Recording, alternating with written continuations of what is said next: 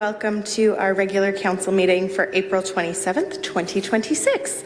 I'd look for a mover and a seconder to call the meeting to order. Moved by Councillor Cressman, seconded by Councillor Dunstall. All those in favour? And that carries unanimously. We do not have a closed session this evening, so I will turn it over to Councillor Wilkinson for our land acknowledgement. Thank you. We have gathered in Wilmot Township on the traditional territory of the Neutral, Anishinaabe, Haudenosaunee, and Mississauga peoples. We also want to acknowledge the importance of the Dish with One Spoon Covenant, a peace agreement made between Indigenous nations before the Europeans arrived.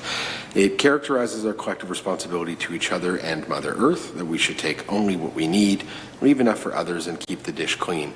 By acknowledging this covenant, the First Nations, Métis, and Inuit people, we are reminded of our important connection to this land where we live, learn, and work together as a community. Thank you, Councillor. We do have a few additions to the agenda. There are 3 delegations this evening. I will skip over the delegation rules, as I know all of you guys have been here and I don't have concerns about that. And I'd be looking for a mover and a seconder to adopt the agenda as presented. Moved by Councillor Martin, seconded by Councillor Dunstall. All those in favour, that carries unanimously. Are there any disclosures of pecuniary interest? Seeing none. We do have our minutes from the special council meeting and committee of the whole meetings of April 13th, 2026, and the minutes of the regular council meeting of March 23rd, 2026 to be adopted. May I have a mover for that? Moved by Councillor Cressman, seconded by Councillor Wilkinson. Any comments or questions on those? Seeing none, all those in favor, and that carries unanimously. So under our public meetings, we are going to move item 4.4 up, which is the zone change application, to the start of our meeting this evening. And the recommendation is before council, but it is for the zone change application 01-26-53-75 for Brubaker Street in Baden to be received for information and to be approved. I would look for a mover and a seconder to get this on the floor. Moved by Councillor Sadhu, seconded by Councillor Dunstall. And I will now invite our senior planner, Cameron Miller, to present this report. Yes, thank you. Through you, Mayor Salonen. This application is proposing to rezone the property from Zone 4A to Zone 4 to reduce the minimum lot area requirement, as well as to reduce the exterior side yard requirement from 6 meters to approximately 3.9 meters. The applicant is proposing a building which would be 3 stories in height and contain 54 apartment units with 81 surface level parking spaces. The public meeting for this application was previously held at the April 13th Committee of the Whole meeting, at which time no comments were received at that meeting. After the first report was published, staff did receive 2 written submissions expressing concerns with the development. Those comments were included as part of the staff report this evening, and staff have addressed those concerns in a detailed staff report, which was provided to council in support of this application. Since the public meeting, staff have continued to work with the applicants on advancing site plan approval for the subject property, and should council decide to approve this application this evening, the next stage would be to finalize that site plan approval process to guarantee items such as fencing, landscaping, and other site design elements are completed to the satisfaction of the township. I'll leave my comments fairly brief. The applicant is also here this evening. We'll be speaking a little bit on the application and happy to answer any questions that came up as part of the staff report as well. Thank you very much. Are there any questions for Cameron? Councillor Wilkinson. Thank you, through the chair. Just a brief question on the comments. I know the public meeting for this was at the Committee of the Whole on April 13th. Just looking at the emails, I noted that they were dated Monday, March 30th. So I'm just curious what happened in terms of the process. I think you would just explain that you didn't get them until after. So just curious. Through Mayor Salonen and Councillor Wilkinson. The commenting period which was provided on the notice was the 26th. Unfortunately, those comments did come in after the fact. So that provides ample time to have that report provided to council, go through the workflow, reviewed by staff and the CAO. So those comments unfortunately came in after the fact, but nonetheless still took time to address them as part of the future report. Any other questions for Mr. Miller on this? Councillor Cressman. One of the, through you, Mayor, to Mr. Miller, well, I forget what your official title, Planner Miller. The question relates to the vibration from the railroad track and the unique requirement on the foundation of the building, or at least a portion of the foundation on the building. Is this something that we've seen before and feel that the steps are adequate so there isn't any liability that flows back to us? Through you, Mayor Sallin, to Councillor Cressman. As part of the noise study, there was a vibration analysis that was completed. That's where the upgraded foundation wall came from. So it's limited to a portion of the basement units which are closest to the railway. That study was originally peer-reviewed, and then they updated the noise study for the newest phase of the development. There are several developments that are in proximity to the railway throughout Baden and New Hamburg, mostly. But again, being that it was peer-reviewed and prepared by professionals, they felt that it was adequate. And the difference in construction type with this being an apartment building, the report stated that they would benefit from upgraded foundation walls because it is a heavier duty building as opposed to townhouses. Any other questions at this time? Councillor Wilkinson? Thank you. Through the chair, the only other thing I was looking for, maybe just a further explanation on, was there was commentary about building essentially like privacy walls to limit the, pollution of headlights in the evening at some of the existing properties in the surrounding areas. Can you just provide a little more detail in terms of what they intend to put in place? Through Mayor Sallin to Councillor Wilkinson. The fencing speaks directly to the impacts from vehicle headlights. So primarily those are to the properties to the south. So there is a natural buffer that exists there. So seasonally during the summer and in the fall, there would be very limited impacts. Staff did visit the site off-season and noticed that you could see through into the adjacent house. And so they requested that fencing be on the southern property line to limit the vehicle headlights. Any further questions at this time? Okay, seeing none. We do have Christian Simonitis, I apologize if I mispronounced that, who will be joining us virtually from Up Consulting. And I believe, yes, you are on the screen now, Christian. Thank you for joining us. I think you're just on mute. Thank you, Mayor, and members of council. So that was close. So my name is Christian Simonitis, very close. I'm a senior planner with Up Consulting, here on behalf of the applicant or owner of the subject lands for the proposed zoning bylaw amendment application.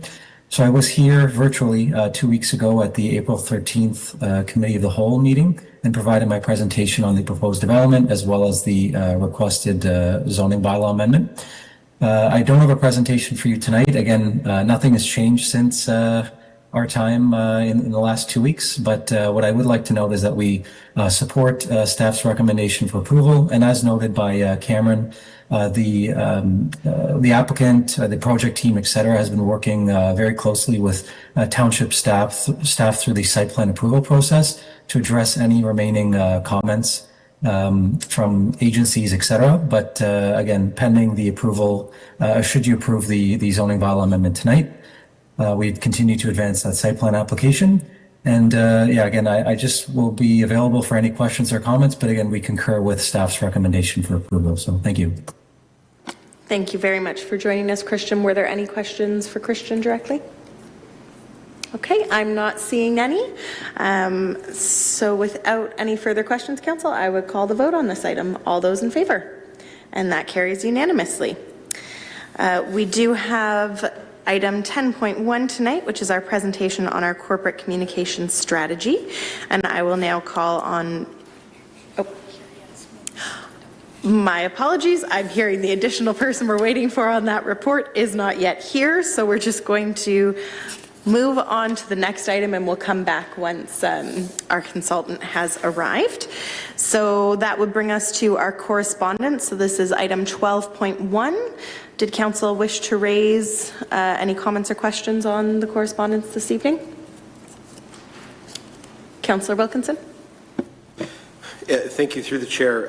Regarding the REN briefing, I'm just curious if the CAO would be willing to comment on anything that we have, I guess, verbally or formally committed to, or if you anticipate this township will be asked for anything in particular, just in your experience. Through the mayor, thank you for the question. So we don't anticipate any direct requests to be levied to the township. The general way that these hospitals are funded is 90% through Ministry of Health, 10% local share, and then the local share is split usually half and half through the hospital foundation and the taxpayers.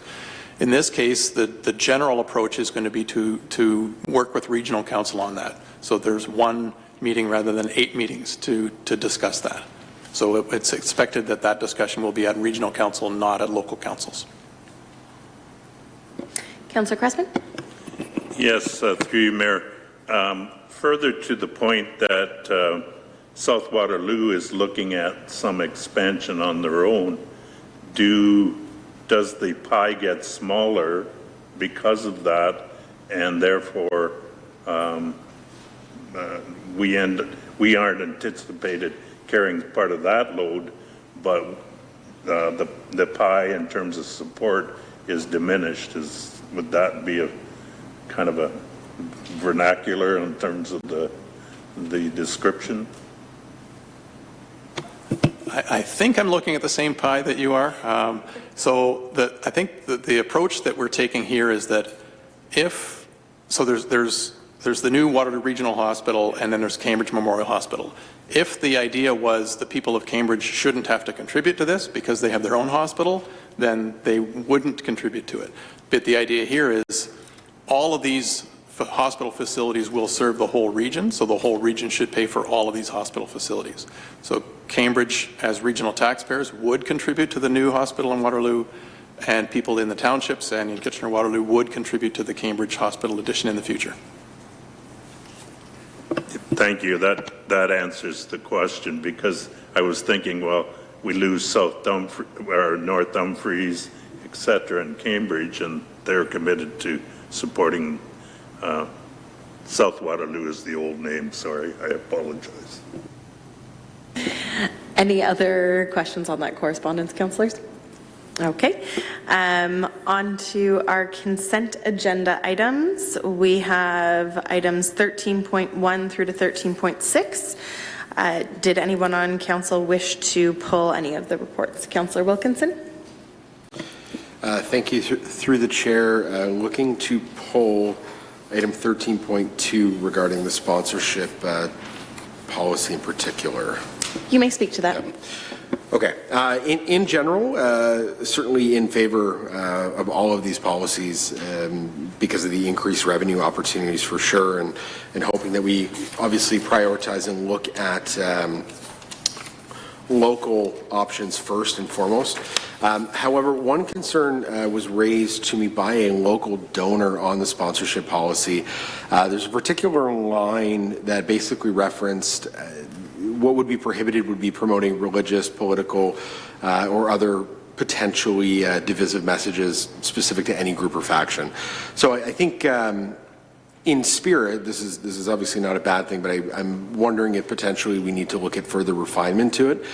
The example that was given to me is there's a particular individual who has made a private donation to the Wilmot Canada Day event, but they would be known in the community politically, however, are looking to just make a donation in private. So they were concerned that their donation could potentially be refunded when the intention is really just to provide funding to the event.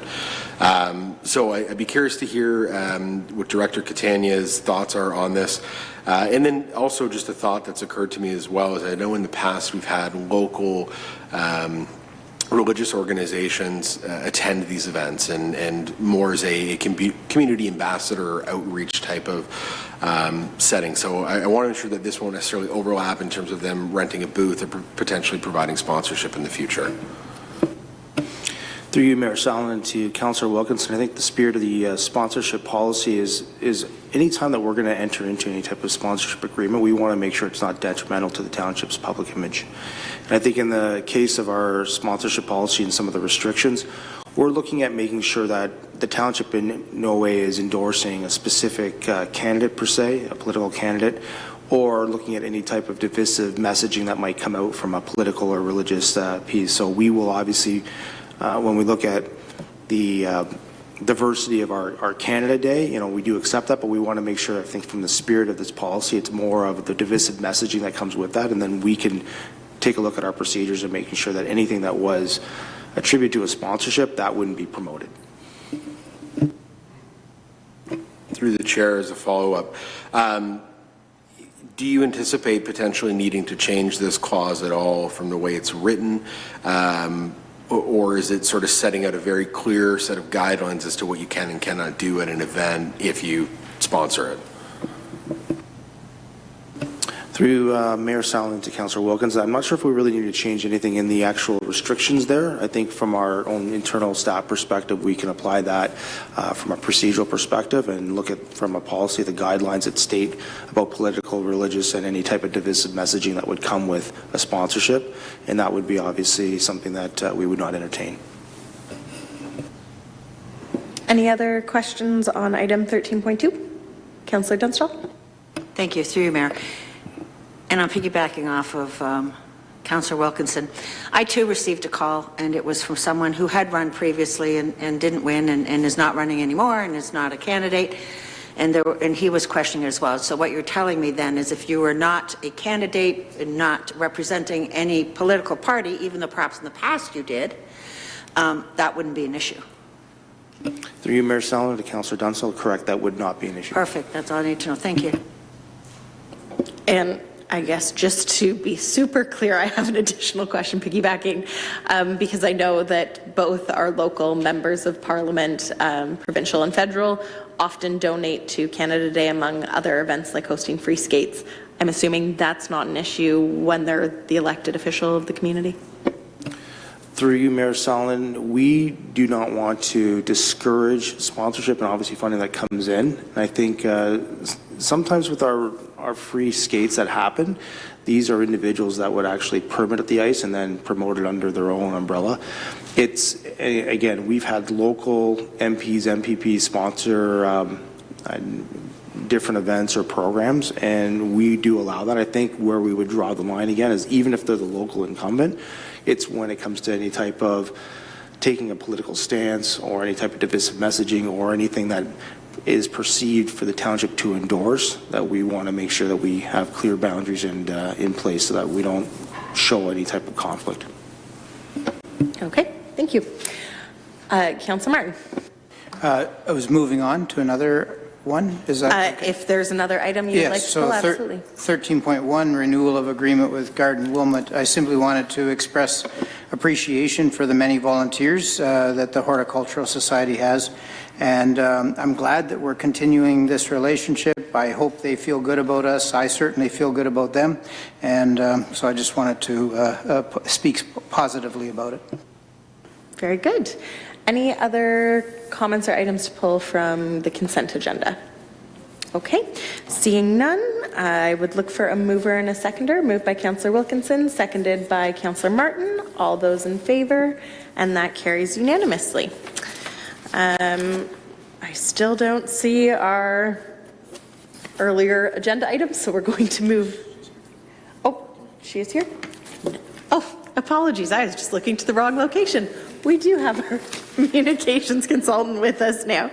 So we will go back to item 10.1, and this is our 2026 to 2030 corporate communication strategy. I will now turn it over to Brett O'Reilly, our communication specialist, to introduce this presentation. Thank you. Through you, Mayor Salonen. Before you, Council, tonight is a refreshed corporate communication strategy that outlines how we can strengthen Wilmot's communications and engagement over the next 4 years. This work has been several years in the making. An initial strategy was developed in 2023 by Red Brick Communications, a well-established leader in municipal communications. However, that draft was never formally approved by Council. When we revisited the strategy in 2025, it was clear that an update was needed, one that better reflects our current organization and best practices and responds more directly to the needs of our community. As the original authors, Red Brick was re-engaged to refresh the strategy and develop a practical, realistic roadmap to help us improve how we communicate and connect with residents. Andrea Montgomery, Vice President of Red Brick Communications, is here this evening to walk Council through the process, key findings, and recommendations. If Council approves the strategy this evening, we will report back with a comprehensive implementation plan, including details on resourcing, costs, and timing. We're happy to answer any questions after Council has heard the presentation. Andrea? Thank you. And through you, Mayor Salonen, sorry that I snuck in there. I didn't want to interrupt. But very pleased to be here in front of you today and to have supported the township in this communication strategy refresh. As you know, we worked on a strategy a few years ago, and the environment has shifted a little bit, so we wanted to make sure that whatever strategy sort of moved forward at this stage was one that reflected the current environment and some of your current needs. So if we go to the next slide, please. So as part of this project scope, this was really about reviewing kind of and really getting a sense of the current setting and current environment from your communications perspective, as well as from the community and things that are happening around the organization itself, and evaluating the relevancy of that past communication strategy that we had developed, which was just left in a draft form. And then, of course, the deliverable at the end of the day is to develop a refreshed communication strategy and provide recommendations for improvement and to elevate your communications function as you move forward. So these are things for consideration. And as Brett mentioned, there is not an implementation plan at this stage. These are the recommended actions and a strategy to give you some direction and focus as you move forward. And that the next step then would be to look at how do we actually implement this and what would that plan look like. So next slide speaks to what our goals are, which is really to make sure that we have aligned. You recently put in a great deal of effort and investment into your service delivery and organizational review. And of course, your communications needs to align with where the organization is going and where those priorities are. So we want to make sure that work was reflected in this strategy. Of course, we inform all of our strategies with best practices and research. We want to make sure it's meeting local needs and pressures, and ensures that we build some resiliency and some stabilization and stability in the communications that come from the township in terms of how you approach it as an organization. Not strictly just what lands on Brett's shoulders, but really how the organization functions when it comes to thinking about communications and how you roll out information and engage the community. So moving to the next slide, we'll move through this one fairly quickly, but let me give you a summary of some of the high-level findings. More of the details, of course, are found in the strategy itself. But from a broad perspective, we probably all know none of this will be a big surprise, but government distrust and mistrust is certainly on a decline, and you see that in studies such as from Edelman Communications does an annual trust survey, and they look at all sorts of different organization types and sectors in terms of what is the level of trust, and government, unfortunately, is one of those that continues to decline year over year. And when that's even looking against media and corporate organizations, not-for-profit, et cetera. We know that misinformation, as you know, the number 5 with an empowered public, we have, you know, social media and very easy ways to tell different stories, and anyone can tell those stories, be them, you know, factually correct or otherwise. So that's a significant challenge. Red Brick as an agency gets calls nearly daily to help manage and come up with strategies to deal with misinformation and disinformation, and to help municipalities deal with the greater sense of polarization in their communities, and an evolving media and social media landscape, right? So there are some communities that still have a fairly active media landscape, others where media has changed and the traditional forms have folded, and or other voices are coming that are taking over and filling those gaps, and not necessarily doing that with journalistic integrity and ethics, and possibly in many cases, have personal issues or matters that they want to bring forward and advocate for. So that's a significant change in impact on communicators. If we go to the next one, that's from a broad perspective. If we think locally, the township itself, and obviously in the research that came forward through Strategy Core and the Service Delivery Review, is you were in a period of growth and transition into a mid-sized community.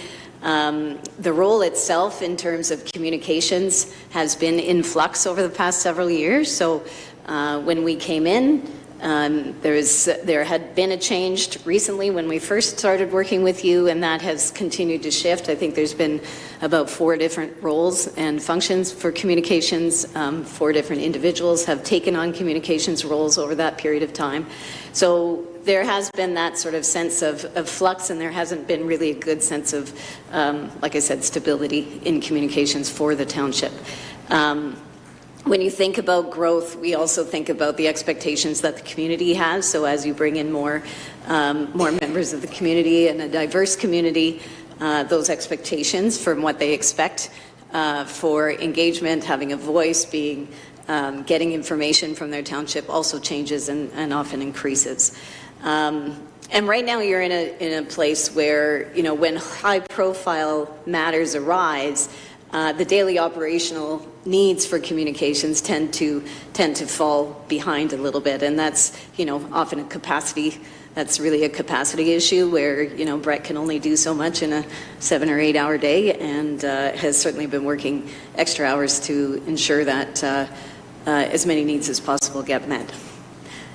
Where you've got some key strengths on the next slide is you definitely have a communication specialist who is batting above her weight. Is that the right expression?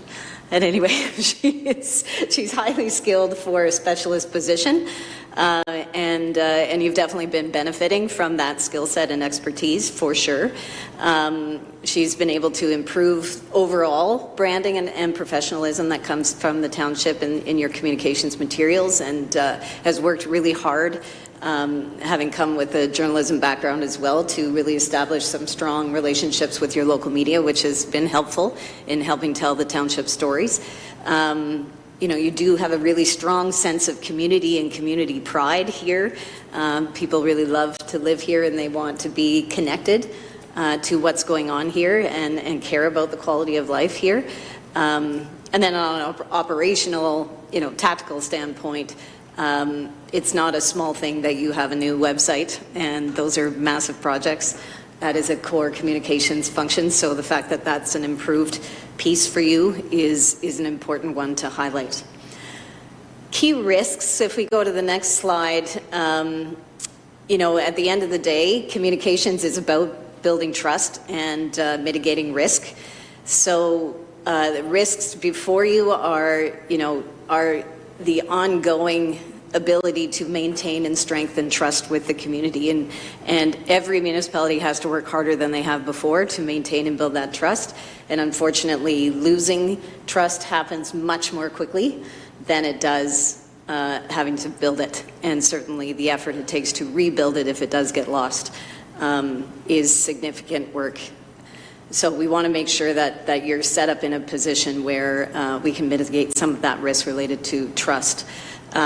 You have some risk, as I've mentioned before, in the lack of stability and resiliency in the role. Right now, there is no identified backup for Brett and the specialist if she is away, and certainly not having skilled individuals to do that work puts you at some reputational risk as well.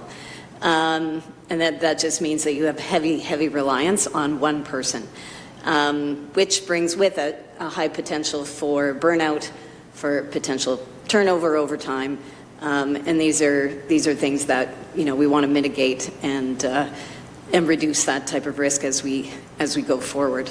And what we heard certainly during the research and talking with the leadership team, with the Director of Corporate Services and with Brett, is that there is a sense that the roles of communications right now and what the specialist does do or not does or is not part of her scope, the work that she does to support council, what that role is, what the expectations are, what the priorities are not sort of commonly understood across the organization.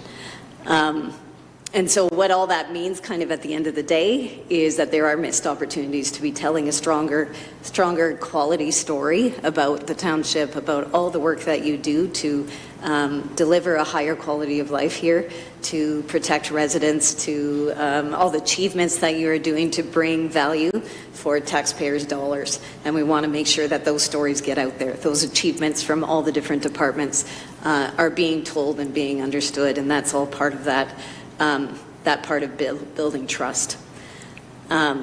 So the other piece of that too is that it means the types of stories, you know, we now communicate visually more than ever before, so we rely heavily on graphic design, we rely heavily on photography, those kinds of things. That's sort of one example where there is limited capacity here at the township to be able to meet an expectation that when people on their phones, they scroll through and they're looking at pictures and things that move more than they are reading your text.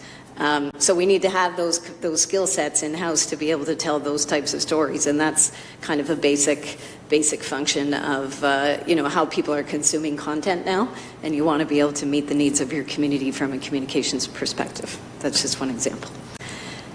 So as we move forward, when we analyze the information and best practices and where you're at, we keep in mind on the next slide that, again, this is not a reflection of what Brett is doing or not doing in any way, shape, or form. This is really about communications. For it to be effective from the township or any organization means everybody's got to be rowing in the same direction. It is a team sport for sure, and the information that comes in from departments she can only communicate as much as the information that comes through. And do we have processes and protocols in place to make that easy, to be able to communicate quickly? When anybody can communicate in a moment, how are we set up as an organization to be able to communicate as quickly as possible and share that information easily and well so that it can get translated to the community? So we look at it from that broader perspective. And Red Brick has a tool, if you go to the next slide, that we've developed since we did our work with you initially with the draft strategy, and we've developed a municipal-specific communications maturity index that really looks at, takes best practices, looks at communications excellence, and we've got kind of a 5-point scale, and we measure against 5 different assessment levels in terms of where do communications sit in terms of how the organization approaches communications. Where you are sitting right now is what we call the doer stage, which means that you're pretty tactical, we're highly operational, you've got limited capacity. You can see a little bit more detail in the chart that's in the strategy itself. Things like I was talking about earlier about processes and protocols aren't in place right now, so it just makes it difficult to move into more of a strategic function for communications for you, and again, tell stronger, higher quality stories. So that's where you kind of sit right now. Where that then leads is to a quick overview about what you see in the strategy itself. So if you skip over, we can go to 2 more slides. I'll give you an overview about the strategy itself without getting too much into the weeds at this stage. We have updated the vision and the mission for communications based on what we're seeing right now. And really, again, I talked about a focused and stable communications function. That's really what we want to get you to, that shares information and progress openly and professionally. And that you are working then as a mission together as an organization to communicate accurate and timely information that strengthens community understanding. That's really where we want to head as we think about this strategy moving forward. So it gives it a little bit of focus here. In the original strategy, we had 6 priority areas, again, to help kind of stabilize and create some focus and direction. We've simplified that down to 3, really having actions that are a little bit more, making sure that they are achievable and realistic for you. So one is the stabilizing the function, protecting what is already working. So those things that I mentioned already that are strengths for you, that we want to continue to not only protect those, but enhance them where possible because they are working. And then strengthening your storytelling as you move forward. So similar to a strategic plan, that's how we approach a communication strategy as well, and give you those priority areas that you can then plan against. And then finally, when we think about what those highest, underneath each of those priority areas, there are several actions that you'll see within the strategy itself. If you go to the next slide, these are sort of the highest priority ones that I wanted to pull out for this presentation. One is, I mentioned, there is a risk there without having any kind of backup and having so much heavy reliance on your specialist right now. That would be one of the key things to bring forward, is a trained backup for communications. In alignment with the service delivery and organizational review, KPN, or Strategy Core had talked about and had a recommendation to hire a communications manager. We certainly support that recommendation and think that that is a high priority for you, to give a supervisory function to this and really be able to elevate you with that more strategic approach. With a stronger voice with the leadership team as well. So part of that too is establishing regular meetings and setting up better processes and all of those things, and policies as well, to make sure that communications is functioning consistently across the organization and everybody knows what their role is along the way. Those things will go a long way to creating that sense of stability. And if I may, in this last little bit of the presentation, give you some examples from best practices where organizations have put a little bit more investment into their communications and have been noticing the benefit. And one sort of core one, if you go to the next slide, is the municipality of Clarington. So we did conduct a communications review, service delivery review for them a few years ago. And they, as a result, did invest and take some of those recommendations very seriously. They have since sort of changed and restructured. At that time, they were also looking for a new structure for their team. They had 3 people when we first started with them, and they've since doubled their team and changed the structure of it. So it's now led by a director, which was not in place originally.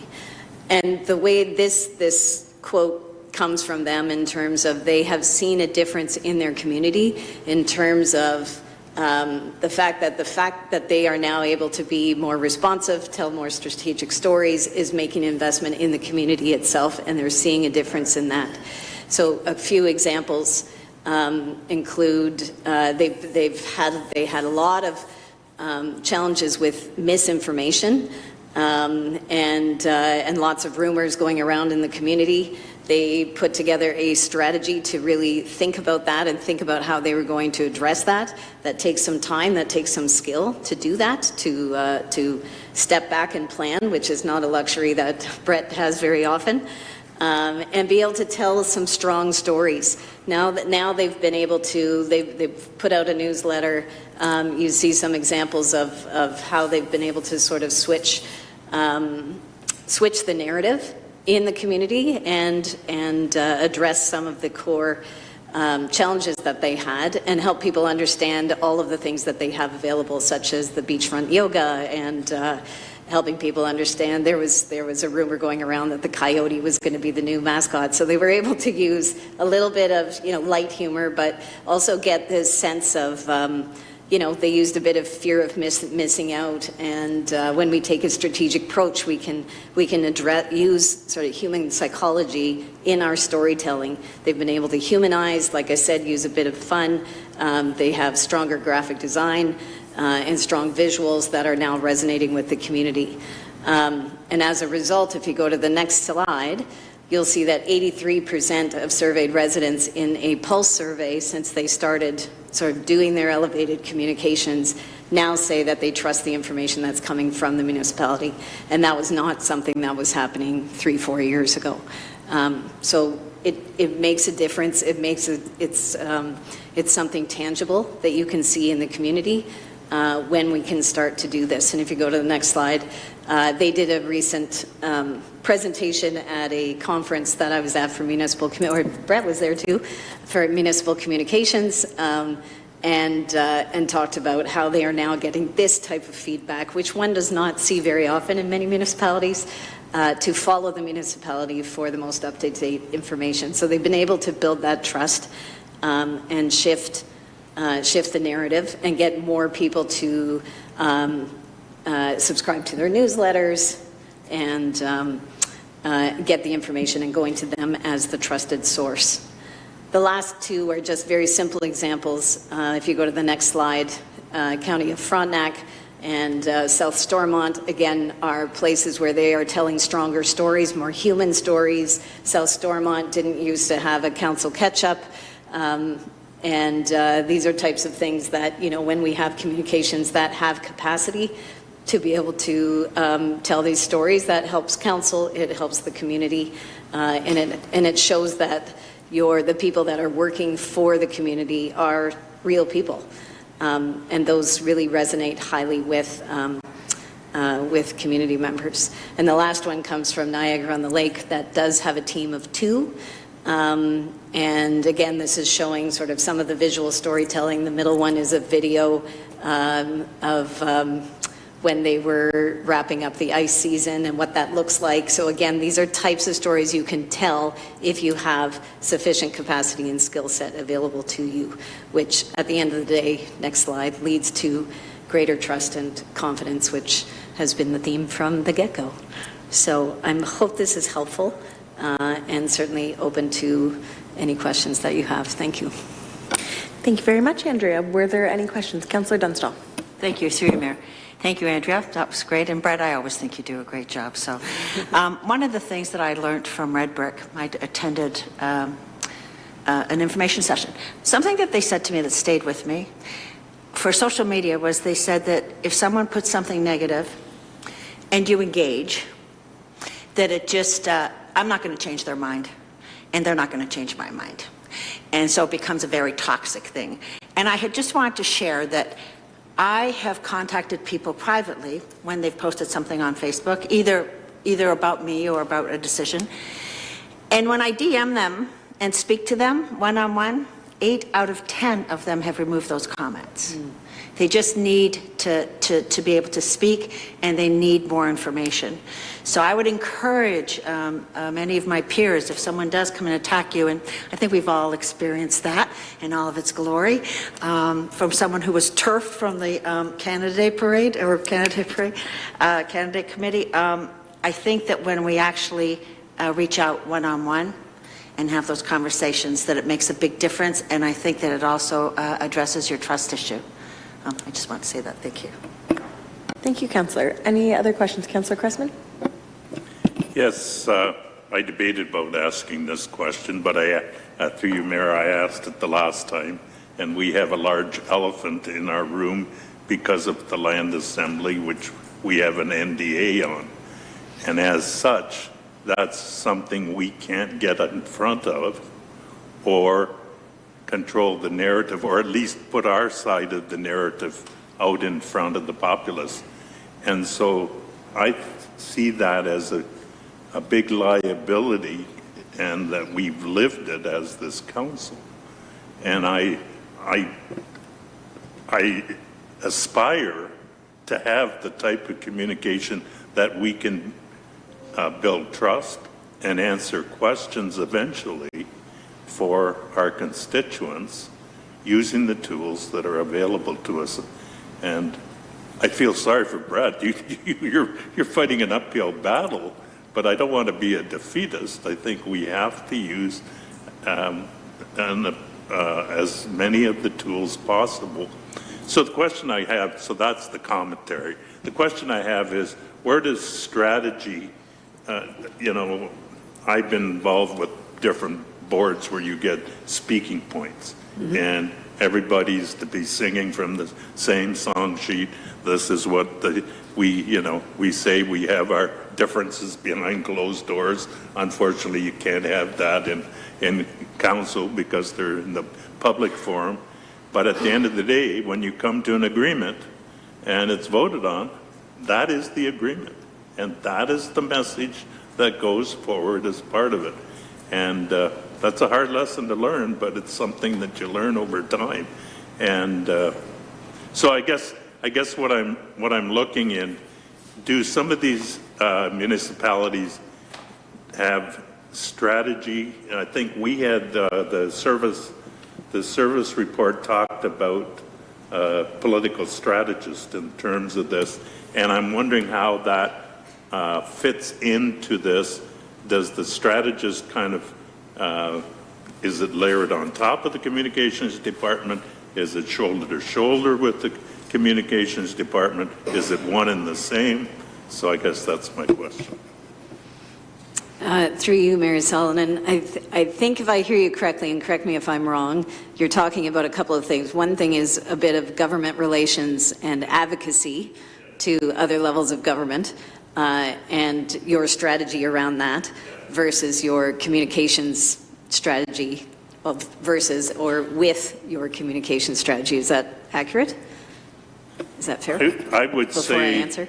Can you do double duty? Can you have one individual that would be looking to your political arm up the political chain and as well looking to your constituents, or do they have to be totally separate?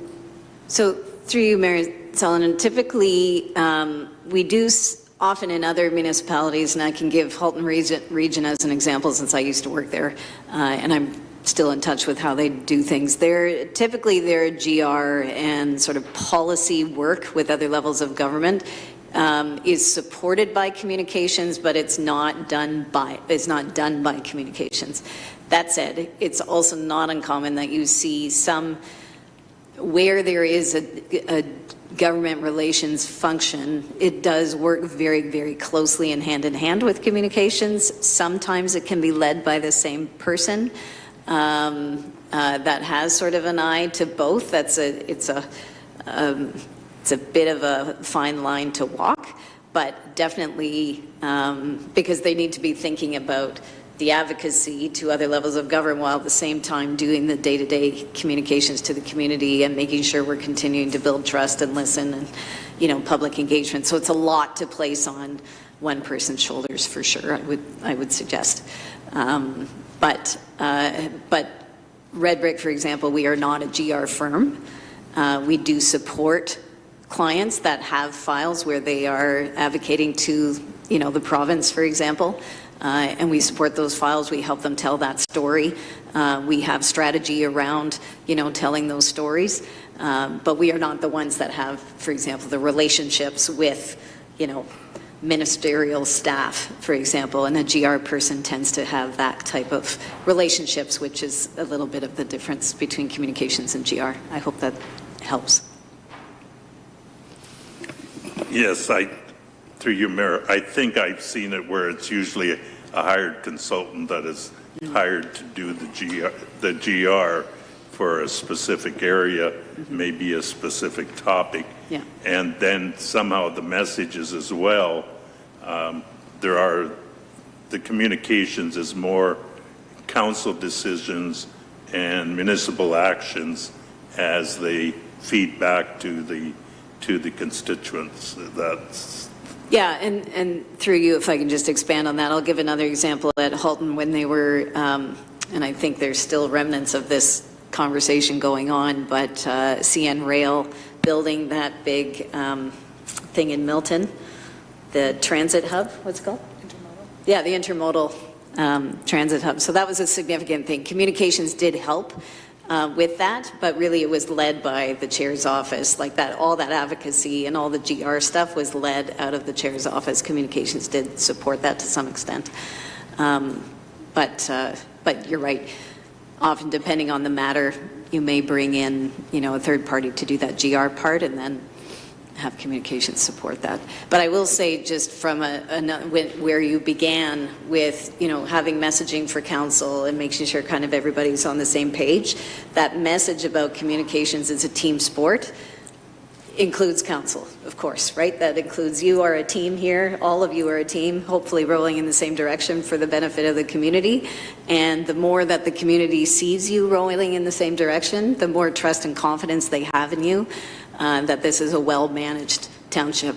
And we've seen it far too many times, as you know, where that does break down and does result in challenges with the community and greater distrust.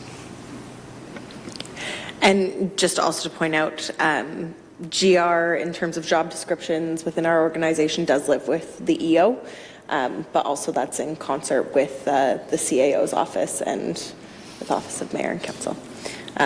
So just in terms of, in our organization, they work closely with Brett, but technically two separate roles. Councillor Wilkinson.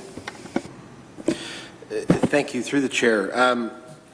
I appreciate the report and the strategy that's been put forward here, and I agree. I think in general, our communications as a township, obviously we want it to be more proactive and a little bit more engaging, and I get that it's stretched thin, right? And we do a great job, and it's been a full improvement from where we certainly were. So happy to see that. My concern in reading through this, though, there was a couple things that I sort of took away, and I'm glad you brought up team and sort of the theme of everybody's got to work together and try and rebuild trust.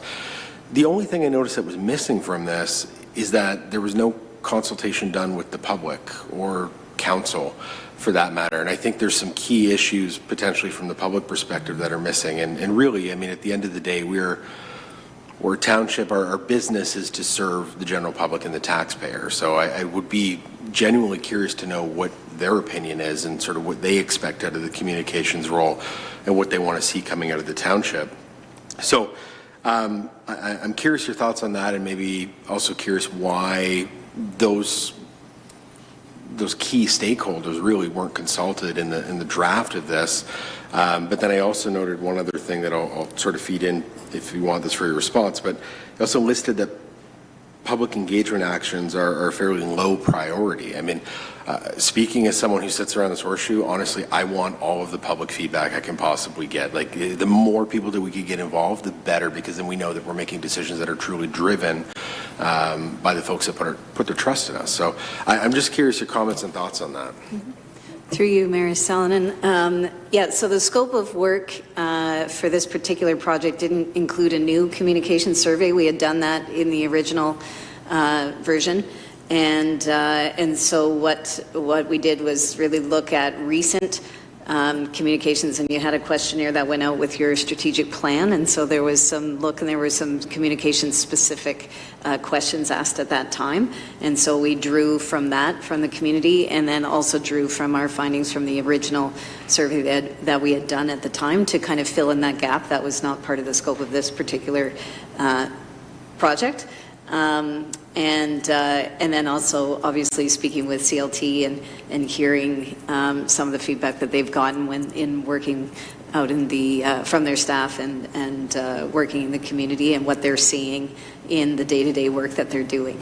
From a perspective of mentioning that public engagement is low on the priority list, a big piece of that really is due to capacity and what you've got right now. So when we think about where the priorities are for you right now, number one is stabilizing the function.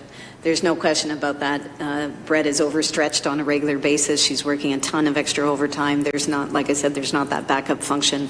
It's hard for her to have play a strategic role as she needs to, which is where the manager recommendation comes from. So when we think about it from a priority level, we want to get some of that stuff happening well in the building, and then we can grow that function, and elevate other areas, which it would include how you're doing public engagement right now. And it's not that public engagement isn't happening. Each of the departments certainly lead public engagement exercises, absolutely, and lead those initiatives. Brett is there to support and promote those efforts along the way. Yes, we would ideally want all of these things to be, a little bit more equal priority than they are. But when we look at the list and we look at the where you need to head, we need to put some sense of assessment of the level that's going to help you in the shorter term. And then as you build a stronger foundation, you'll be able to add on those other pieces. And I would want absolutely that public engagement be one of those as you look forward. I hope that helps. Any other comments or questions? Councillor Martin. Through you, Mayor Salonen, thank you, Andrea, for your presentation. And from what I've seen in my term on council, your organization is well respected in our province, and so I appreciate the work that you do. I was wondering if you have, and thank you, Brett, for the work that you do for improving our communications and the hard work. I agree with the comments. I know you work very hard. I'm wondering, because the proposal is moving in the direction of adding another person, and I know in the past we've had that recommendation to have another person in the communications department. How would our Wilmot Township compare with other municipalities of our size in terms of numbers in the communications area?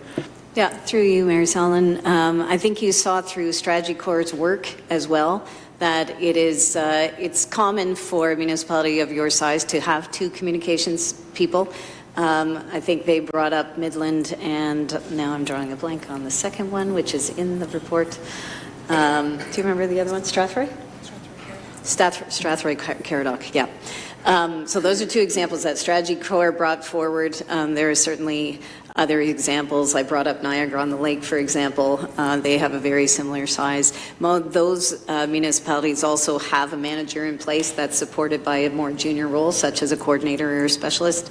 In some cases, the Township of Skugog, for is another example. She's at a director level and then has a more junior person supporting her. But again, those are examples that are similar sizes to you. And having 2 makes a lot of sense. It's very challenging, especially in a growing community as well, to be able to keep up with those demands and to help people through growth. That in itself is a change for the community, and they're seeing their community change. And we need to be talking about what does that look like? How is council preparing for that?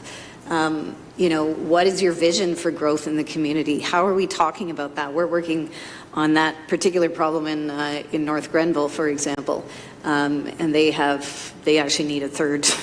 They're down a staff person right now. They have 2, but that story is one they are really, really struggling with. And again, when you don't have sort of a strategic approach to it, you're constantly in firefighting mode, and you're not able to get in front of these really, really important issues that are really profile for your community, and they want to be they're already talking about it, and it's kind of whether or not you're part of that conversation and helping drive the story.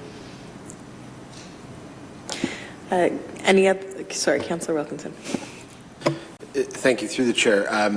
In your professional opinion, and I realize that, obviously looking at hiring is a touchy subject, and one that is obviously extremely budget related right now, specifically in this township. So just for the record, while you're here, in your opinion, the level or manager that you're suggesting, what do you suggest that might cost this township? Through you, Mayor Salonen, we'd have to, I'm just trying to think of salaries that you're looking for, kind of a salary number. Is that where you're going with this? Our director also is happy to answer, as I think that might be done some work better for related. him. He's probably reviewed that better than I have, and each municipality is a bit different. Director Okrafka. Through Mayor Salonen and Councillor Wilkinson, certainly we had a manager of communications and strategic initiatives position previously that was rated on the grid. Salary plus benefits probably around the 150,000 range in general. That, as part of the implementation plan, would come back with options as to it could look like this, it could look like this, depending on the tasks that we want completed. So what are the must-haves in the position? What are the, we realize we can't afford to do all of these things, so this is the limit. And so that's really what that implementation plan that would come back to you for approval would contain, sort of the detailed costing and the options, so that you would have the full suite in front of you before you made any decisions. So that would be our plan to address that. But we certainly have that position that had been previously filled. It's still graded as per the 2023 market salary review, so it would be within that, and then there could be tweaks to the description, up or down, depending on the tasks that you want to assign and the level of engagement. But certainly that would be part of the implementation. We'll go back to Councillor Wilkinson for follow-up. Thank you, through the chair. And I appreciate the response. What I'm looking for here is, I guess, looking at what that number might do to the budget, and then obviously wanting to see a business case associated with it. And that could go hand in hand. I guess a follow-up question to our presenter this evening is the strategy that you've suggested here, estimation on how long that would take to implement. Like, how long do you see this township taking to move from doer into the ally phase that you've described? Through you, Mayor, we did develop the strategy based on being 2026 to 2030. That is the goal of it.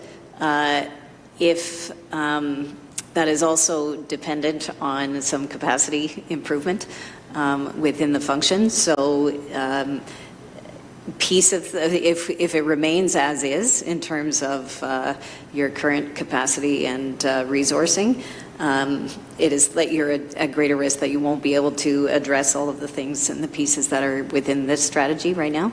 And there would be, some decisions to be made about which ones would, remain as a priority for the specialist, and which ones, what's realistic and practical with one resource versus having a manager in place as well. Councillor Crespin? Yes, through you, Mayor. I believe you indicated in your larger report that there was funds that had been allocated and are available, and I mean, I would assume that's going to be addressed, in any presentation. But my other observation in reading that was we need to define better the role of communications and executive officer to the mayor and council.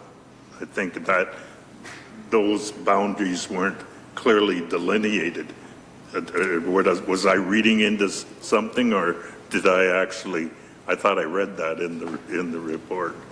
Through you, Mayor, there has been conversation about what those two different roles are doing, what's within that scope of work, and helping everyone across the organization sort of understand the scope of each of those roles. And I think in terms of the analysis, and I won't speak on the director's behalf, but I know that is part of the analysis and the business case coming forward when they bring forward an implementation plan, is really taking a deeper dive into what this could look like for you.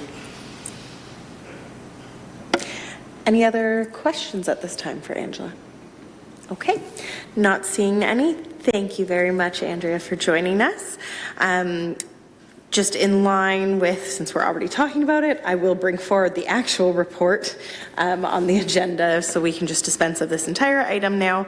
So that's item 14.3, which is the actual report that this presentation was discussing. So the recommendation is that the report be received for information and that council approve the refreshed corporate communication strategy and direct staff to prepare an implementation plan, which is noted that would be coming back to council. So to be very clear, that's not approving a new role by any stretch tonight.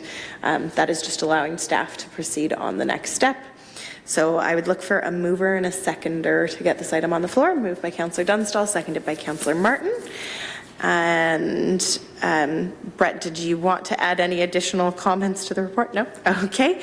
We do have one specific interest delegation registered on this item tonight, and that is Barry Wolf. Barry, thank you for joining us this evening, and as you know, you will have 7 minutes.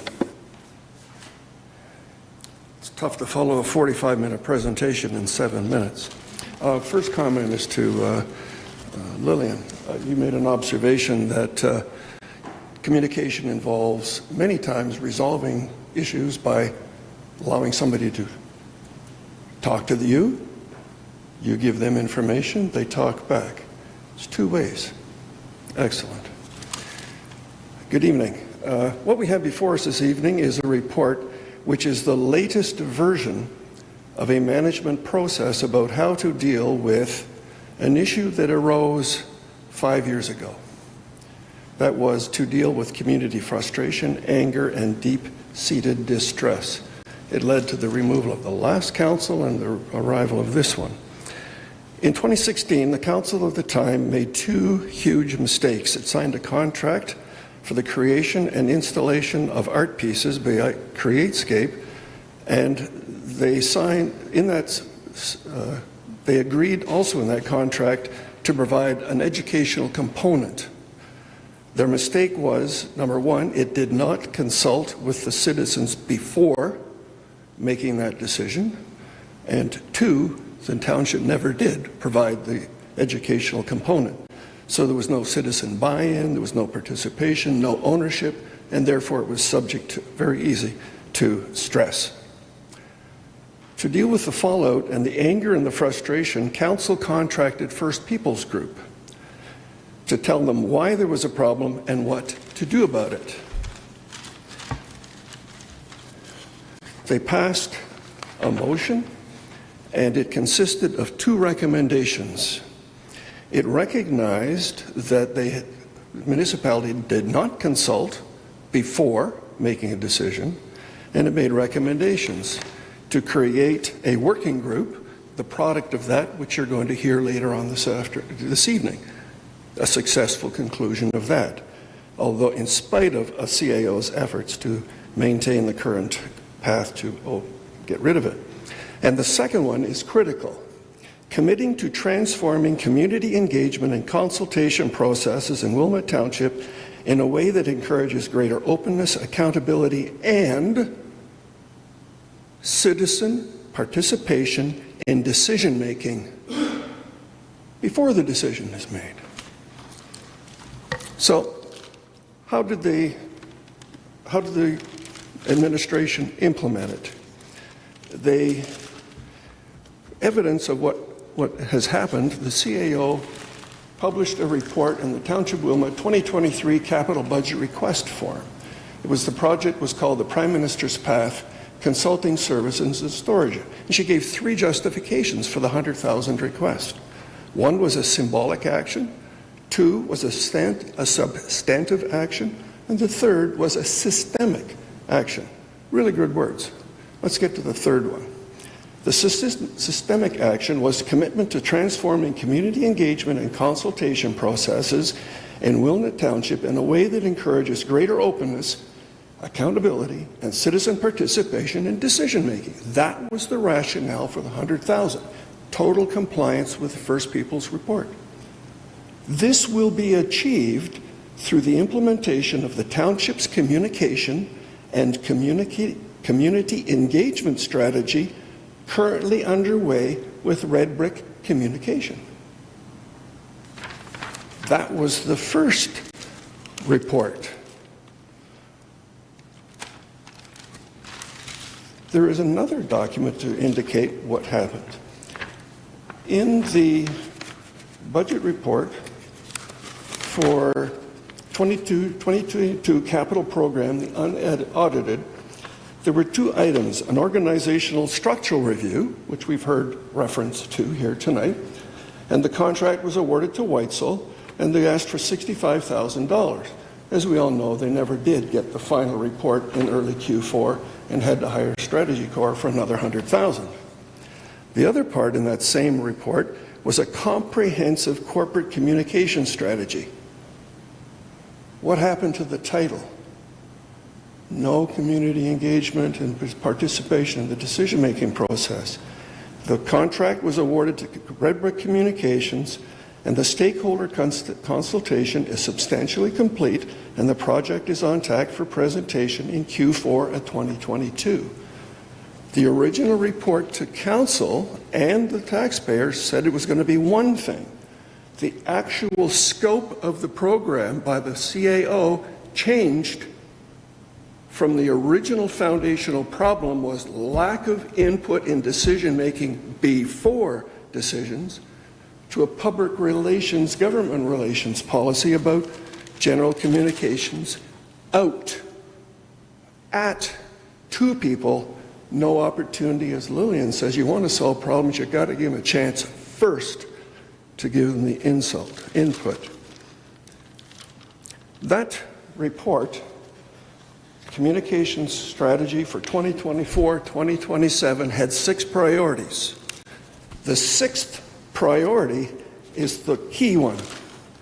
It was called Enhance Public Engagement Efforts, and it had 7 action items. That was the best effort to enhance public engagement efforts. It was recognized as a need. You got to get people in to make decision input first. The scope of this report has been changed again. I can only guess it was out of the CEO's office, because these things happen. The scope was reduced from 6 to 3, and it's all basically maintain the current, make the current better, I want you to take a look at history and the reason why this whole process got started in the first place. Red Brick did a super job on the first one, almost got there with 6 priorities, but the scope has been defined differently for them in this one. It's not their fault that input is not there. The scope has been changed. That lies in this room. So if you're going to have to deal with the same process, Barry, just public noting relations, if you can conclude. I'm competing with 45 minutes. Please let me finish. If you're going to try to address issues of distrust, you've got to get people a chance with processes to give input before the decision is made. And 7 minutes doesn't do it. 10 days before does not do it.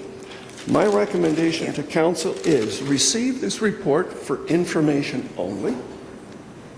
2, table it definitely, means there's going to be a timeline, and that definite time is you direct staff to propose for council's consideration an RFP which would expand the scope of Red Brick to address the initial foundational problem that this whole process was based upon, providing an opportunity to facilitate public input before a decision is made. And there are all sorts of processes that can be done with the existing staff. Thank you, Barry. To do that.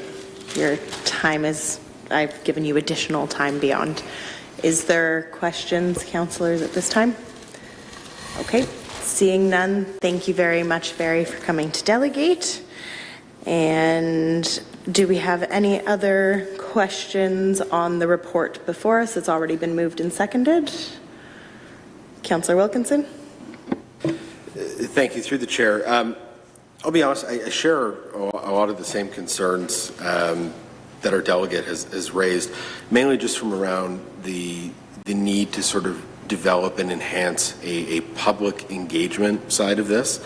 And I'm willing to throw it out there. I would say I definitely want to receive this for information, and I definitely would love to see sort of what the implementation plan will look like. But I think prior to that, it needs to sort of see a revised or an expansion of the existing report, maybe looking at a little bit more public engagement and looking at how we can engage the public better from a communication standpoint. Because I do think that was one piece that was missing from this. So with that, I would like to table an amendment to say that we're not necessarily approving the refreshed corporate communication strategy, but rather direct staff to look at expanding the scope and what that could mean and to look at primarily public engagement and communication strategy with the public. That may not be super clear, but that's the spirit of it. Okay. I guess I would perhaps just want clarity as to if that could come back with the implementation plan, or if you want it explicitly as another report. Just wanting clarity on what your amendment is.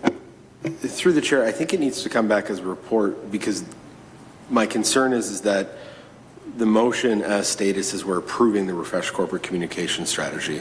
Well, there's a lot of great stuff in there. I think it potentially needs to be expanded to make sure that we're focused on that, right? I agree the township needs, or communication needs improvement, and I know that the current model is stretched, but I'm not comfortable approving the strategy as is. And I think it's been largely developed through an internal and consultant-driven lens, with limited public input and frankly limited council input as well. So I think communications isn't just necessarily about telling the township story or protecting the organizational reputation, but we need to treat it as a core service to residents and taxpayers. So before approving what this is, I want to see the revised strategy that includes public consultation, clear service standards, and I would suggest even having that role clarity between corporate and political communications, and then a full costing as well as to how this could look.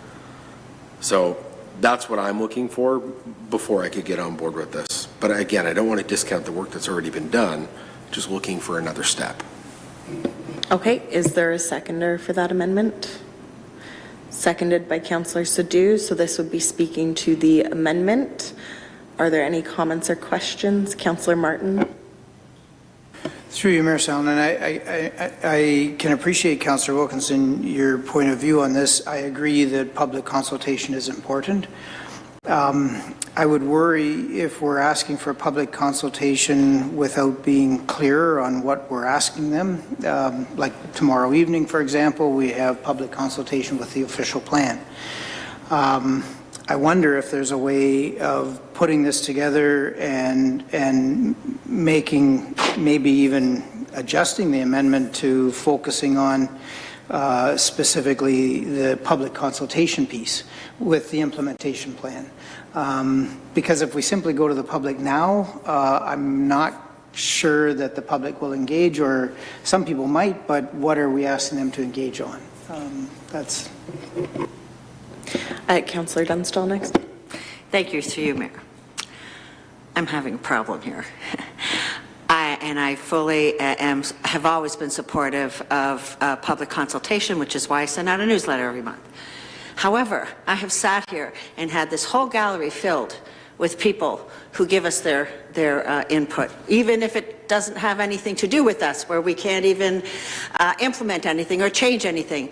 But I've seen this filled downstairs with people. I've also attended many public consulting meetings where people have their say.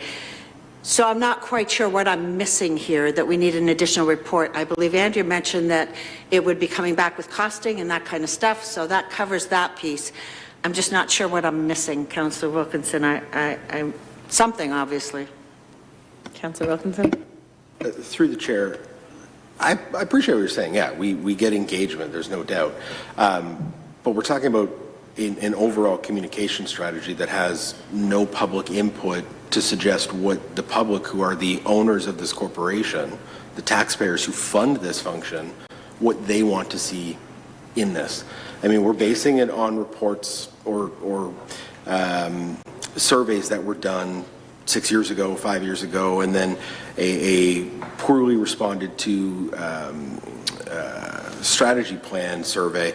So what I'm suggesting here is that if we're going to do this and we want to make sure that it is representative of what the public expect from our communications arm and expect of this township, we should have their input on how this policy is structured and what the plan is.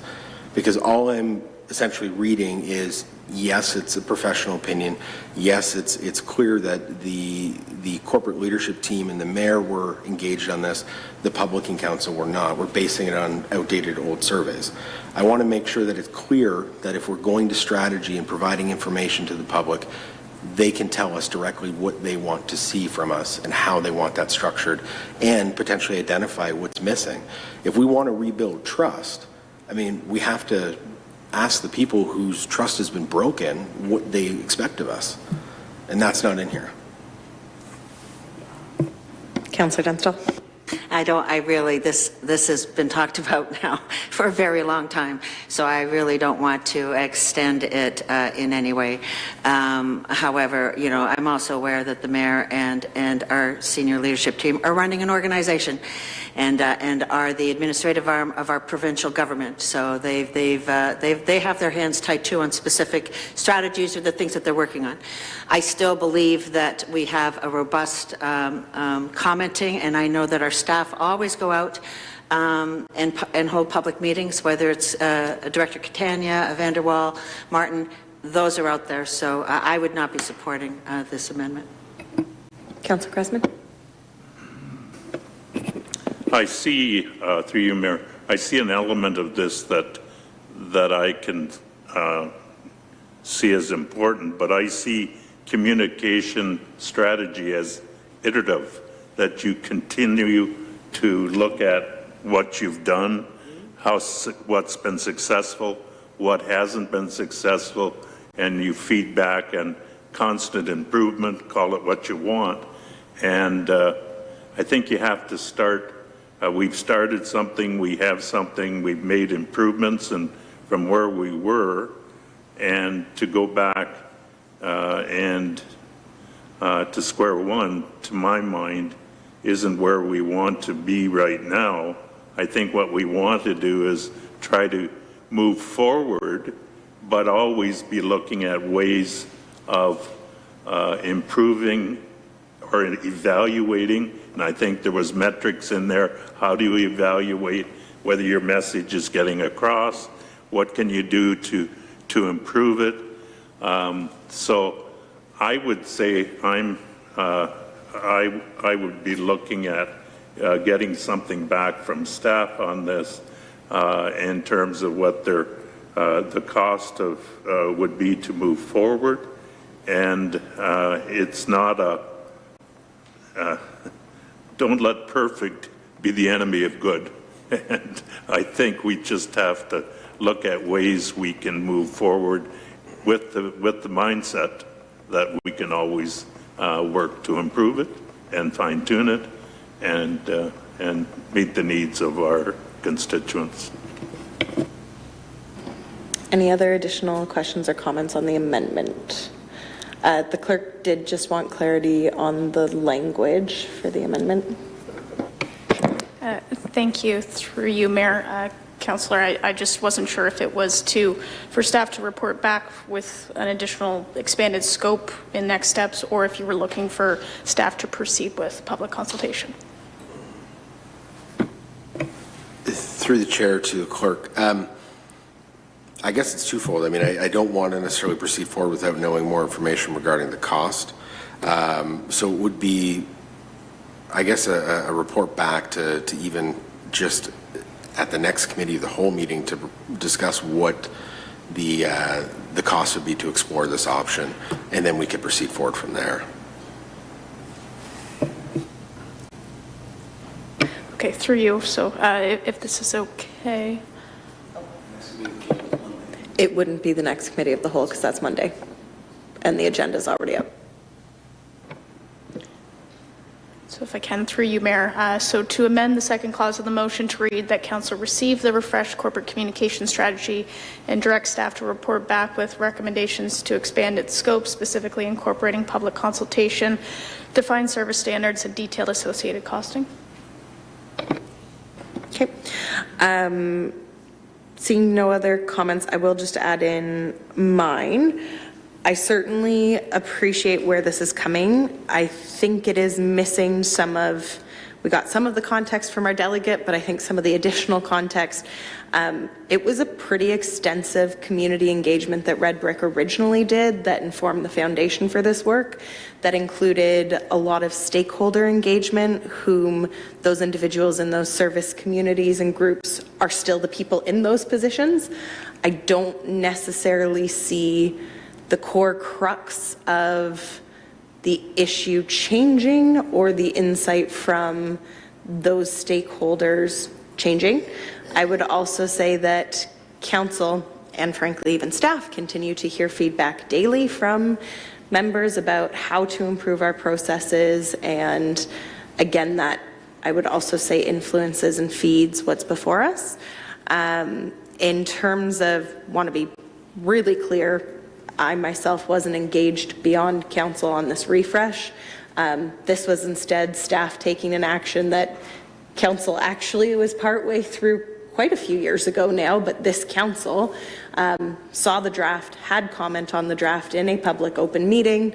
That was the last time I myself was also engaged on it, but my thoughts have not really changed on that.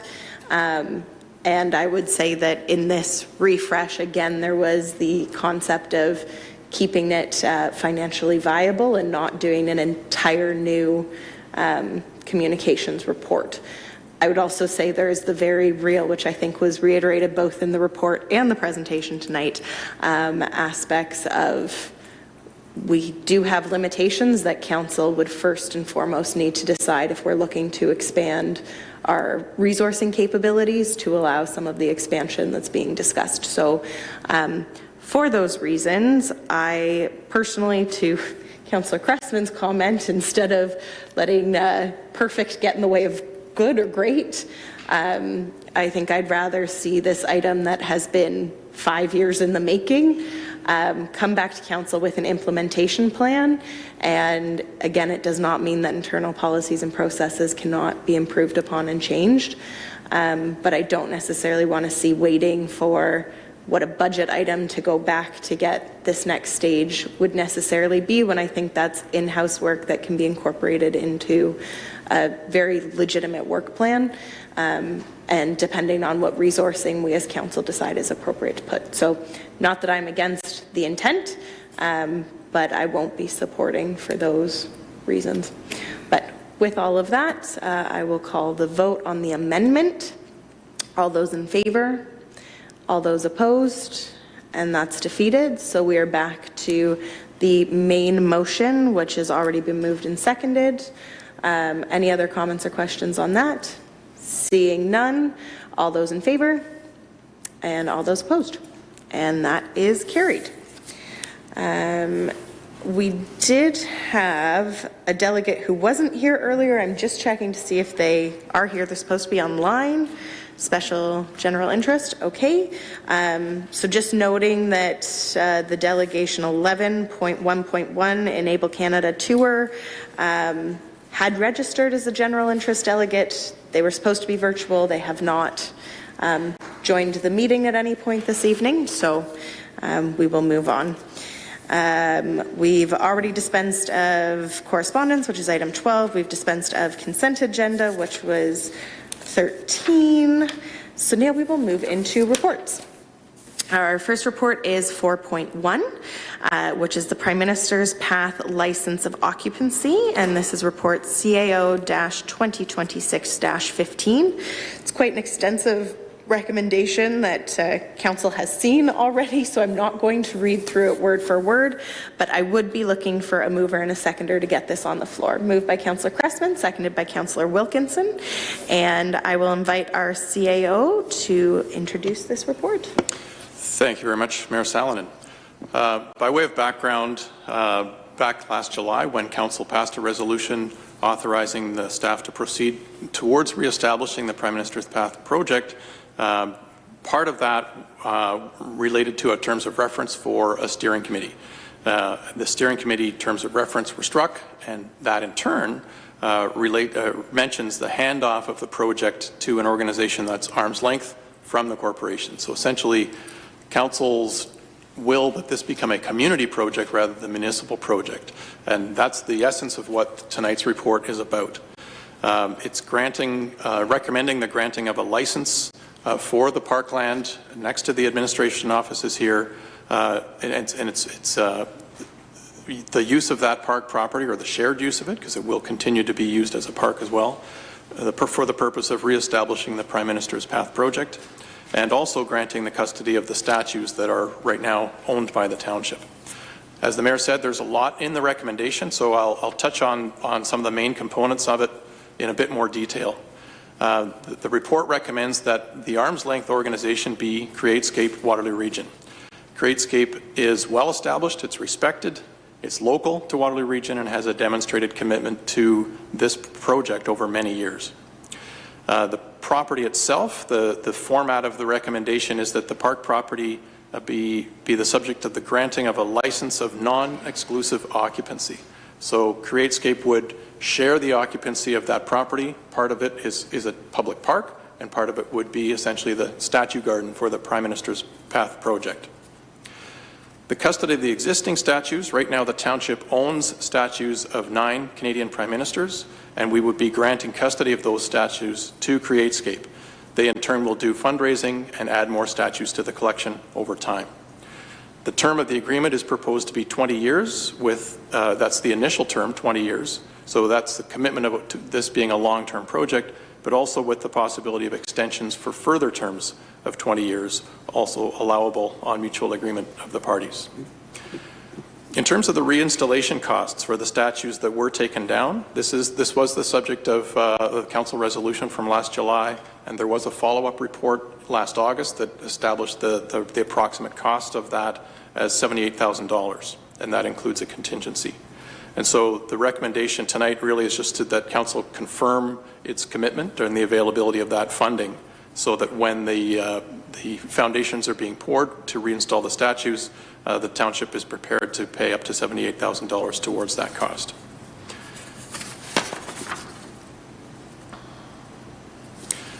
The final part I'd like to speak about is the role of the steering committee. The community steering committee was struck several months ago. It has met and done a lot of work over these last few months. But essentially its role was to prepare the project for the handoff to the not-for-profit organization. And now that we are on the cusp of that, the Community Steering Committee, its work as a formal advisory body to council would be complete once the agreement is signed to have custody of the statues and shared occupancy of the land. And so part of the recommendation is that to bring effect to that the Community Steering Committee be disbanded once the agreement is signed. Andrew Kipp is the chair of that steering committee, and he's here tonight, and may also wish to be speaking either to the report or to the project in general. So I'm happy to answer any questions the council may have, unless you'd rather hear from Mr. Kipp first. I think we will go to Mr. Kipp first. Thank you very much, Andrew, for joining us, as well as some of the other members of the steering committee in the gallery. It's always a joy and a pleasure to be here and cause a little bit of stress amongst the councillors. We all love it when I talk. So yes, I actually don't have a whole lot else to add from what CAO Wilmer has covered already. Mostly we've been meeting on a monthly basis, putting forward plans, getting things ready, and then preparing the recommendations that are being made to council for the plan to go forward. We considered a couple different options beyond CreateScape, but broadly within the steering committee it was found that CreateScape would be our best, most viable option in the short term, and without adding a great deal of extra cost and effort to the overall project. Several subcommittees are operating within the steering committee as well, putting together the groundwork for various aspects of the project, including things like site design planning, educational component, communities engagement and outreach, and those various other factors. So I can speak to as much of that as we have decided on presently. If you have questions, otherwise, as mentioned, Mr. Wilmer has covered pretty well everything I could talk about. Very good. Are there any questions for Mr. Kipp? Councillor Cressman. Through you, Mayor, to you, Andrew. Are you aware that you can renew your lease short of the 20-year period? You're not, you could at year 10 decide it would be appropriate to add another 20 years to it, so that people looking to donate money for certain things, I would imagine if you're in year 19 and people understand that the lease is expiring in year 20, that the ability to raise funds. And so I know it was a point of discussion for the council.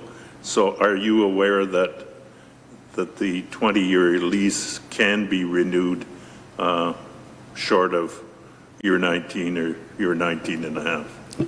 Through the mayor, I believe there are members of the steering committee who are actively aware of that point. It has not been a primary focus right now. Our primary focus has been getting the groundwork ready to get the project back up and running again. So while that point is noted and there are undoubtedly members who are aware of that, it is not something I can actively speak on right now because I don't have anything through the steering committee to recommend to that point. I can add to that point just in that CreateScape's lawyer has also reviewed and I think was actually part of writing the terms and reference, including the 20-year understanding it could be renewed in advance. So that knowledge will be passed to CreateScape, who's taking over the project and would hold the lease. Councillor Dunstall. Thank you, through you, Mayor. I just wanted to ask you if you could share any feedback that you've been getting from donors or from, I know that there were a couple of organizations that were interested, and I didn't know if you could bring us up to date on your fundraising activities that are going on right now.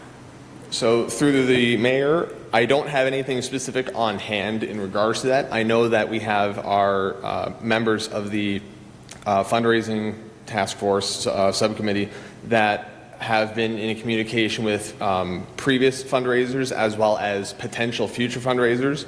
The general consensus that I have been told is largely positive and in favor. So good, I think, is the summation of that point. Again, I don't have anything specific to bring to you because I don't have that information immediately to hand. But if the council does request it, we can provide that information within a reasonable amount of time to gather the information and provide it. Were there any other questions, councillors? No? Okay. Thank you very much, Andrew, both for coming tonight, also for being chair of the Community Steering Committee. And thank you to everyone who's been a part of the steering committee. We do recognize, as CAO Wilmer noted, it's formally transitioning over to CreateScape once it's signed, presuming it passes tonight. But thank you, everyone, for all of your time and effort on this. It is also worth mentioning that the steering committee is very thankful to the support we've received from Township. CAO Wilmer and Clerk Jaggard have been indispensable to us, so big thank you for your effort in that. And we'll see what happens next. Vote's coming soon. Fantastic. Thank you. Councillors, were there any other questions on the report for staff? Councillor Wilkinson? Thank you, through the chair. To CAO Wilmer or perhaps Director Catania, not sure, but reading through this, the only concern that I think I highlighted, and I know we potentially discussed this, but it appears in basically clause 4.1 and 5.1 when you're talking about the covenants and the representations and warranties. And then in your report, you've identified that the township would be responsible for ensuring the statues as property to the tune of about $1,000 per statue annually. So I think the only hiccup or concern I have about that is that could potentially end up costing $24,000 annually. But the scope or the spirit of this moving forward, again, I'm totally in support of the project and I want to see it move forward, but it was to spend no further taxpayers' dollars on this. Now, I know that in reading the covenants and the warranties, it was essentially that CreateScape will maintain the statues. The township essentially maintains the park. And I understand that we would have like an overarching liability policy associated with the park and the use of the park and anything that potentially occurs there, like we would any township-owned property. But I'm curious why the specific premium associated with per statue and if that's truly necessary. Through the mayor, in general terms, the intent here is to allow CreateScape to focus on fundraising in order to develop the educational program and to expand the collection with new statues added to the collection. The principle here is that we, the township, own statues of 9 prime ministers. Those are township property and they will continue to be. So it really is our responsibility as the owner to ensure those. And I think that's really what was the driver here behind us continuing or paying insurance, because we continue to be the owner. So I'm not sure if that fully answers your question, but that is essentially the essence of it. Councillor Cressman? Yes, and through you, Mayor. In terms of the recommendation, and I know I had this discussion with CAO Wilmer earlier today, I think going back to my recollection, the 78,000 was the estimate which would be required to reinstall the statues. And I think we had discussion about our accepting responsibility as the township for the removing the statues and the foundations upon which they were mounted, and hence our liability, or our liability, I guess is the right word. And then I think Councillor Dunstall says, well, let's see if we can raise some money to defray that cost, as if I remember properly. And so I'm looking at this 12,800 and saying, you know, is that appropriate to apply against our cost, whatever it is, to reinstall? So I'm just wondering of my fellow councillors what their thoughts were of that discussion, because it was my impression that, well, let's see if people were willing to donate to offset that cost. Councillor Sadhu? Thank you. I did notice that in there, and I had it in my mind that because I initially had raised the motion that we would not pay for reinstallation, and upon some further research, I realized that at the time we had asked to see how much it would cost. So that report came to us for information. We took it as information, but we didn't actually make any decision on it. So hence, it's asking us to confirm our commitment, but as I had initially stated in our original meeting, that I'm against the township spending any more costs associated with this. I've had a lot of public input, and essentially the theme that I got was, we don't care if you put them up, we don't care if you put them down, just don't spend any more township funds. If the people really want it, they can, to Councillor Dunstall's point, they can donate, and as we could see, just public donations for that was already almost just shy of $13,000 in a short period of time. So I am very firmly against spending any more township dollars to reinstall. That should, I believe, to be up to CreateScape and those organizers to fundraise the money and do so. Township, to the extent of just general maintenance, mowing the lawn, upkeep, that's what I would be comfortable with. So Councillor Sadhu, are you proposing an amendment to strike that part of the agreement? Yes, so I would reaffirm my original motion when this first came up, that no public funds be spent on the reinstallation. So I would raise a motion that we strike that out of this report. Okay. Is there a seconder for that amendment? Okay. Seconded by Councillor Wilkinson. Okay. Councillor Wilkinson, did you want to speak to it? Through the chair, I think it warrants a discussion, so I wanted to see it on the floor. I'm somewhat torn on this. I share the opinion of Councillor Cressman that essentially the township removed these at a cost and essentially took away the work that was already done and paid for. So from that perspective, I think we bear responsibility to cover the reinstallation costs, because I think there could have been other ways to manage this, and that could have been just simply putting boxes around it and having the discussion. So with that said, I don't know that I would necessarily be in favor of scrubbing this. It's just more so I want to make sure that we have this conversation, because I think it is warranted to at least discuss. But in general, I think if we're looking at the money that the township raised, it probably makes logical sense to apply it to the balance there that would potentially be faced. What should be noted includes a 30% contingency, so it could potentially be a lot lower. Any other questions or comments then on the amendment to strike? Councillor Dunstall? I agree that, we did have this conversation and we did, or it was discussed that it was our obligation because we took them down. And I have no issue with that 12,800 being used. I know some of the people who have contributed and they're just excited to get it back up. I don't really think they've decided exactly which bucket it needs to be given to. So I'm in agreement that we keep that. Okay. Councillor Martin? Through you, Mayor Sallin, I have mixed feelings on this. This has been a controversial topic all along. I do think that if we're going ahead with the project, the township we do have responsibility to put the statues there. I don't know how much of a burden this would be. I wondered about asking Mr. Kipp when he was up because I wondered if we were going to discuss this, but we hadn't discussed it, so I hesitated to bring something up that we hadn't discussed. Is it possible to ask Mr. Kipp's opinion, how much of a burden removing this installation cost would be to the committee?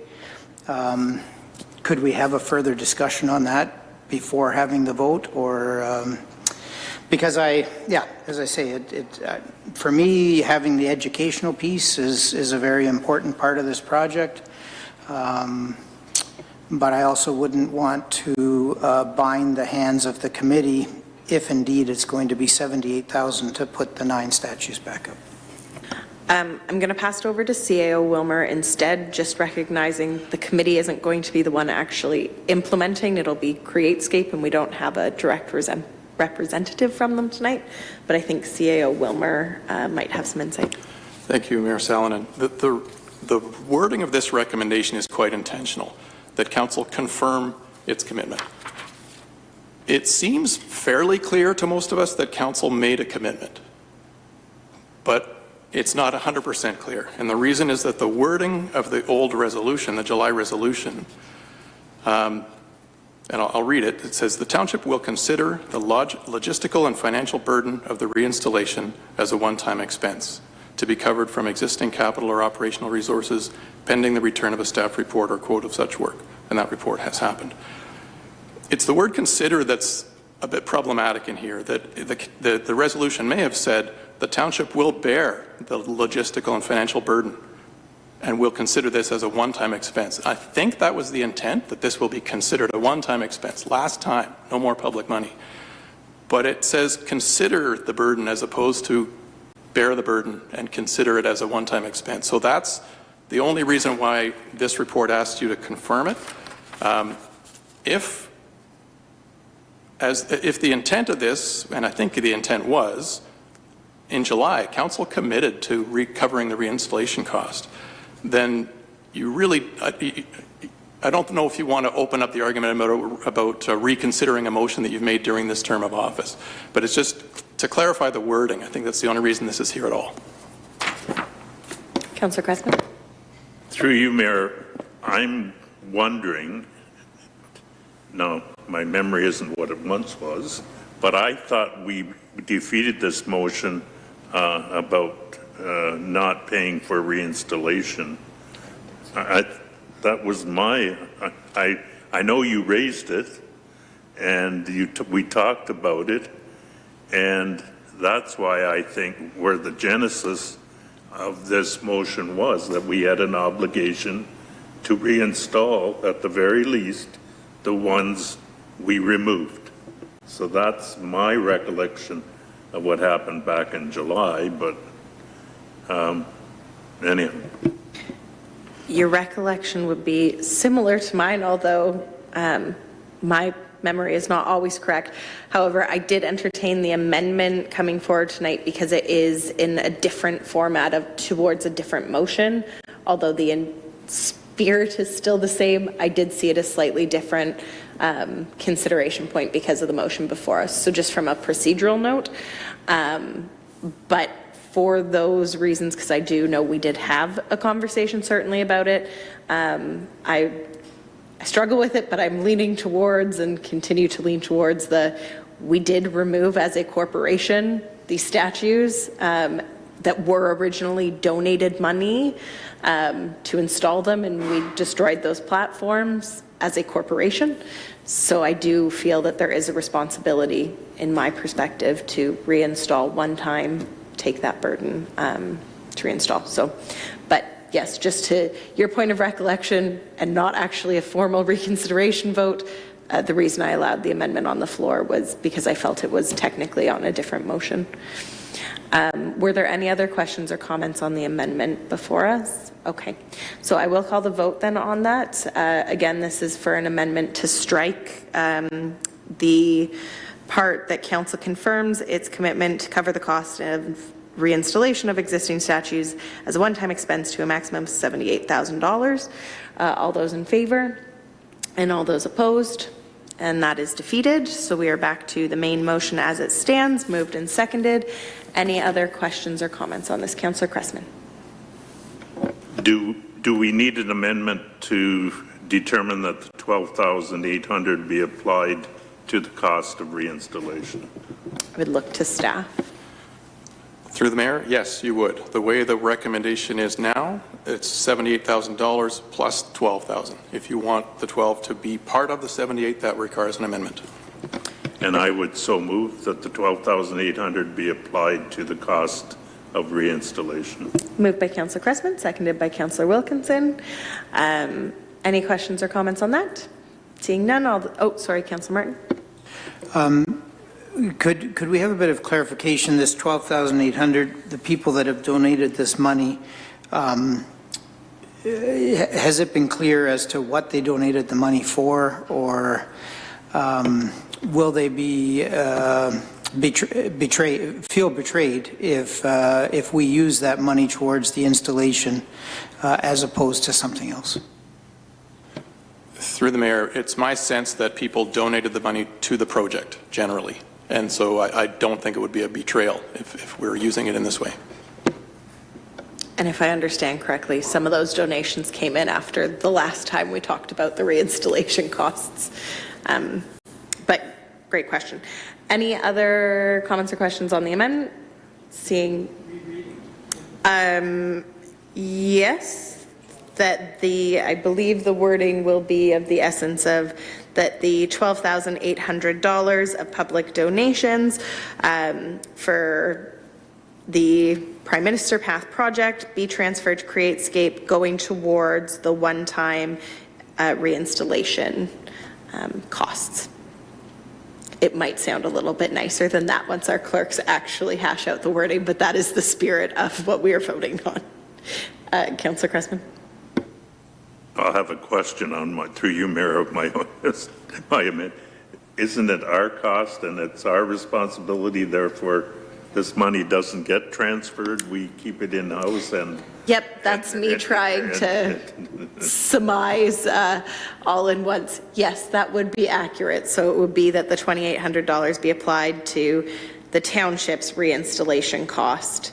I think it's 18 or 12,800. Yep, it's 12,800. And I'm getting a nod from the clerk that that is correct. So any other questions on that? Seeing none, all those in favor? That's carried unanimously. Now we have the main motion as amended. Any other questions or comments on that? Seeing none, all those in favor, and that carries unanimously. On to report 14.2, and this is strategic action plan update. It is to receive this report for information. If I could get a mover and a seconder to get this on the floor. Moved by Councillor Dunstall, seconded by Councillor Martin, and I will turn it over to CAO Wilmer. Thank you again, Mayor Salonen. This is a follow-up report we reported previously in October of last year, and at the time we optimistically called that a quarterly update. I now realize that if you're updating people twice a year, it's really not quarterly, so we're just simply calling this one an update. And I think the reasons for that, I'll touch on them very briefly. Not a lot changes over the course of 3 months, so that's a factor towards reporting less frequently. But the other thing is, it's given staff capacity, we just haven't had time to generate all the reports we'd like to. So here we are with a periodic report, probably semi-annually. I just want to highlight the the 5 bullet points at the top of the second page, action items where we feel there's been significant progress made since the report last October. One is the naming rights and sponsorship policy, which is before you tonight.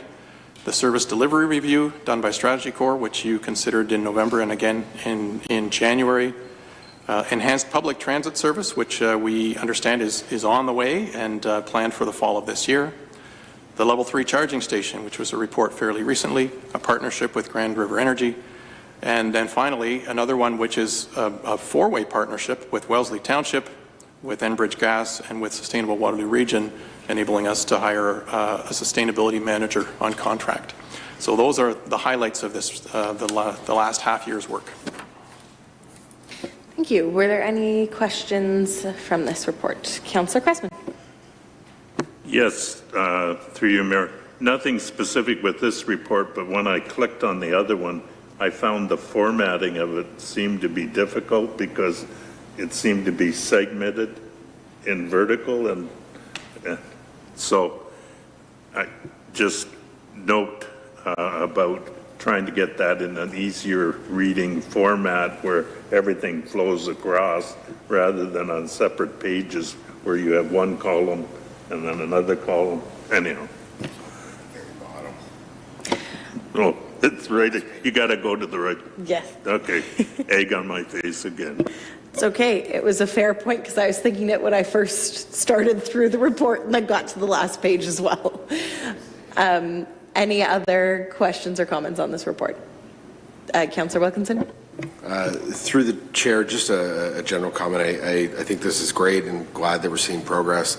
I think one thing that I've heard and I know that I would advocate for is would love to see this become some sort of living real-time document where we essentially can access it and the public can access it to see what updates and progress have been made. I realize that even given tonight's communications report, we might not be there quite yet, but hopefully we can strive to achieve that in the future term. Thank you. Councillor Martin.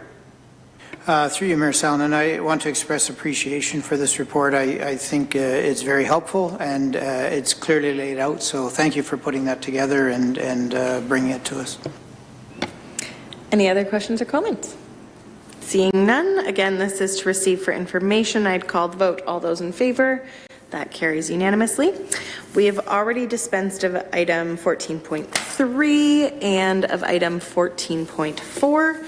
So that brings us to report 14.5, and that's council and committee remuneration and expenses. The recommendation is that this be received for information and that this be posted publicly on the township website. I would look for a mover and a seconder to get this on the floor. Moved by Councillor Martin, seconded by Councillor Sadoo. And I will invite our Director of Finance, Director Gerwal, to introduce this report. Thank you, Mayor Salonen. This report provides the annual disclosure of remuneration and expenses for council and committee members as required under the Municipal Act.